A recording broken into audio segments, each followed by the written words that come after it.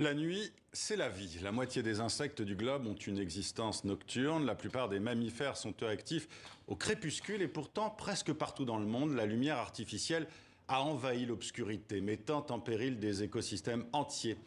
Merci Johan Eklof d'être avec nous sur le plateau de TV5 Monde. Vous êtes suédois, chercheur en zoologie, spécialiste des chauves-souris et vous publiez chez Tana Éditions « Osons la nuit manifeste contre la pollution lumineuse », justement. D'abord, Johan Eklof, pourquoi la lumière artificielle met-elle en danger la vie de tant d'êtres vivants sur Terre? Comme vous l'avez dit, il y a tellement d'animaux qui sont actifs durant les heures sombres.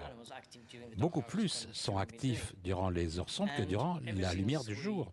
Et depuis que nous avons inventé les ampoules pour chasser l'obscurité et repousser la nuit dans les coins, eh bien, nous donnons à tous ces animaux très très peu d'espace en fait. Alors, qui sont les premiers impactés justement par la présence de lumière artificielle dans le monde vivant?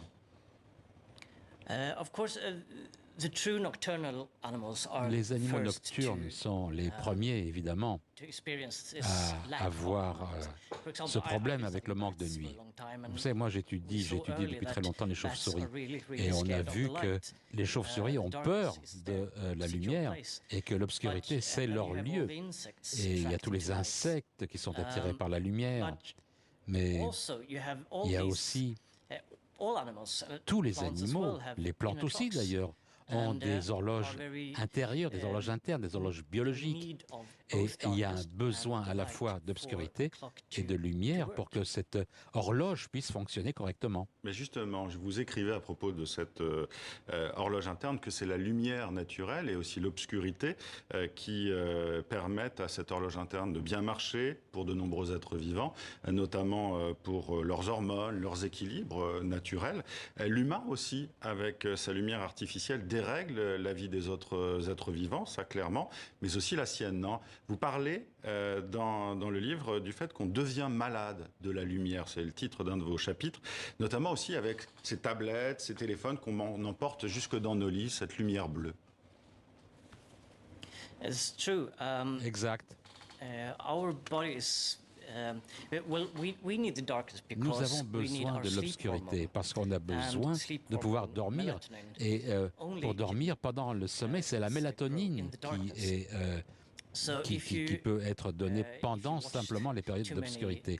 Si vous regardez trop d'écrans, s'il y a trop de lumière chez vous, le manque de mélatonine va affecter le reste des systèmes hormonaux, y compris le système nerveux. Et donc il y a un haut risque d'avoir des cancers induits par des problèmes hormonaux s'il y a trop de lumière. Alors, on comprend bien donc que cette lumière artificielle, elle n'est pas bonne pour les êtres vivants sur Terre.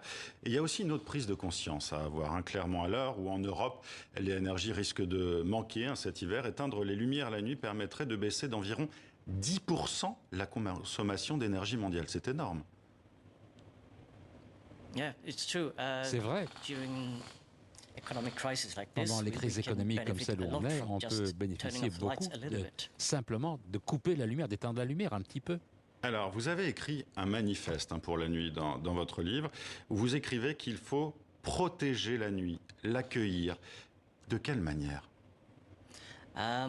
Je crois qu'on peut commencer tout simplement à éteindre la lumière dans votre jardin, vous asseoir, écouter, regarder la nuit arriver, et voir comment la vie nocturne se réveille et voir la nuit en quelque sorte, s'il n'y a pas d'autre lumière allumée. Et une fois que vous avez fait l'expérience de la nuit, eh bien, ça vous relaxe. C'est l'expérience avec cette fameuse lumière du cosmos dont vous parlez dans votre livre, justement? La nuit, la lumière du cosmos, c'est la lumière naturelle que l'on peut voir dans le ciel. Mais en ville, on ne peut voir on peut rien voir parce qu'il y a trop de lumière. Il faut partir à la campagne pour voir la lumière naturelle, la lune, les étoiles. Alors, le problème, malgré tout, c'est que femmes, hommes, enfants, pour nous tous, la nuit, c'est un objet de fantasme, de peur. Éclairer la nuit, c'est combattre aussi cette peur. Alors comment on fait pour changer les mentalités?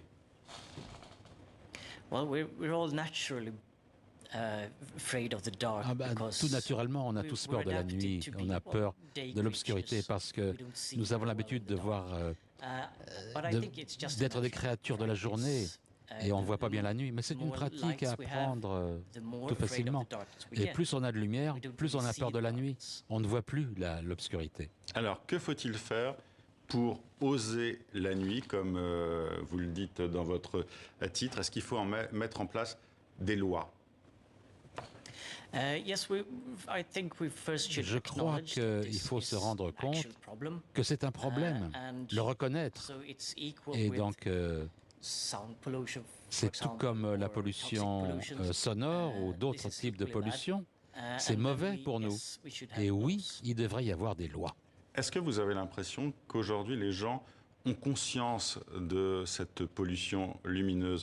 Il y a des titres de livres, justement, qui sont ceci. C'est beau, une ville, la nuit, notamment avec toutes ces lumières.